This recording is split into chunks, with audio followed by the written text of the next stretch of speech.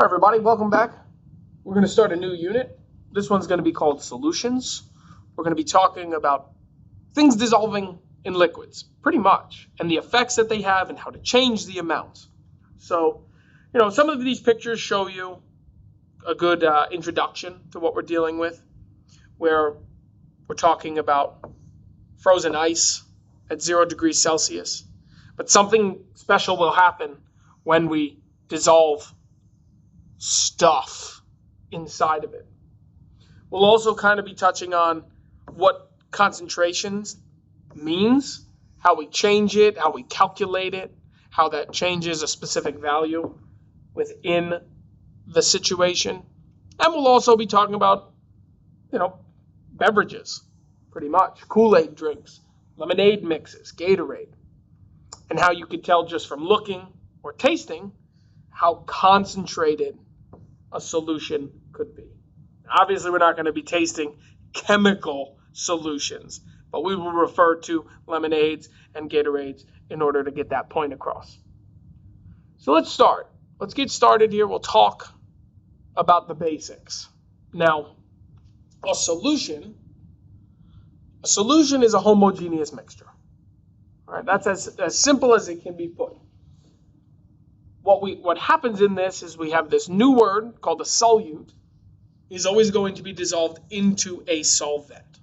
That's going to be a solution. Homogeneous mixture. So what's the words that we remember for that? Uniform distribution of particles, meaning can't see the difference. And additionally, on top of knowing that, we'll be dealing with a solute and a solvent. So those two words, as I tell my students, are really simply defined as solute gets dissolved. Right? Solute gets dissolved. The solvent does dissolving. Okay, so the solute gets dissolved, the solvent does the dissolving, and the examples are always that, NaCl is a salt. That's what's going to be dissolved, that gets dissolved by the solvent of water. All right, so just on the, the high level, the high understanding, that's what we're dealing with. Now, as we start to move into more details, we're going to talk specifically. So the first thing that we'll talk about is things that affect the solubility. And there are 3 of them, right? So off the top, there are 3 things. The first thing that we'll talk about is called the nature of the substance. The second thing that we'll talk about is called the temperature. And the third thing that we'll talk about is called the pressure. So the nature of the substance is actually kind of a review from bonding. And in bonding, we used this saying, likes dissolves likes, meaning similar polarities will dissolve in similar polarities. So as that relates to solubility, polar and ionic things will dissolve in polar and ionic solvents. Nonpolars don't dissolve.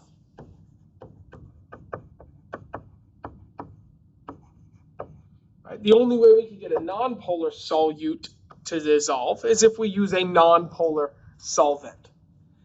And I further like to say with the nature of the substance is, it explains why some stuff dissolves and why some stuff doesn't. Rocks don't dissolve in water. Why? Because they don't. Salt dissolves in water. Why? Because it does. More specifically, it does and it doesn't because it has to do with the polarities of the solutes and the solvents. The next factor for solubility is temperature. So temperature it's pretty simple. It does affect solid solubility directly. meaning as you increase the temperature of a solution, we can increase the amount that dissolves. So temperature goes up. The amount that I can dissolve, solubility, also goes up. Now, this only applies to solids and liquids. Because if we start dealing with gases, decreasing the heat increases the solubility of a gas. And the way you want to really think about it is soda. I don't drink soda, but many of you children do. And essentially, we put soda in the refrigerator after it's been opened because it helps keep the solution carbonated. You know, if you think about a soda bottle, which I'm just going to draw a soda bottle with the top cut off, right? All right, I won't draw the top cut off. I'll just draw a cap. I know, artist. Right, so we have some soda, half drank soda. The gas molecules, which I'm going to put in orange here, are all dissolved in the solution. That's what gives it fizziness. That's what gives it carbonation. That's what makes it, that's not what makes it taste good, but that's what makes you burp. Now, if this soda is left at high temperatures, then what happens is the gas molecules start moving faster. And you remember from the last unit, when gas molecules move faster, they tend to get as far away from each other as possible. And so these gas molecules would shoot themselves out of the liquid to get further away. But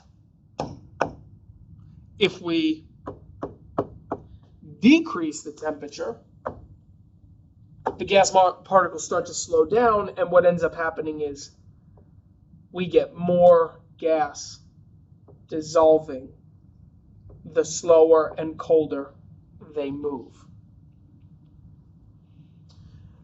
Well, moving on to pressure, we're pretty much dealing with one fact, and it's easy to remember. Okay? Pressure has no effect on the solubility of a solid. So it doesn't matter how much you apply pressure, the salt at the bottom of a solution will never, ever increase by changing the pressure. But we can change the pressure and affect the solubility of a gas. And if we go back to our picture right here, it's pretty easy to explain, right? Here, let me just delete all of this. Get those lines out of the way. Let's not worry necessarily about temperature right now. Let's say temperature is constant. So if I increase pressure, it looks like a downward force. This is kind of how I depict pressure. Looks like this. Right? This force pushing down. And increasing the pressure on a gas, well, we already know the volume decreases. We talked about that in the last unit. But if the volume decreases, right, now the gas particles are maybe moving around all in a very small space like this. Eventually, they have such a small space to be a gas with a very high amount of pressure that they just say they have no choice. You know, if they could think, they would think, I have no choice but to dive into the liquid. It's the only place that I can go to escape the pressure pushing down on me. And so by increasing the pressure, we can change the solubility of a gas, but increasing the pressure does nothing to a solid. Don't forget that. Remember that. All right, so that'll do it for this quick introduction video. In the next video, we're going to talk about table F, how it works, how to read it, how to understand it, how to decipher it, and how to determine if something will or will not dissolve in water. All right, catch you in the next one.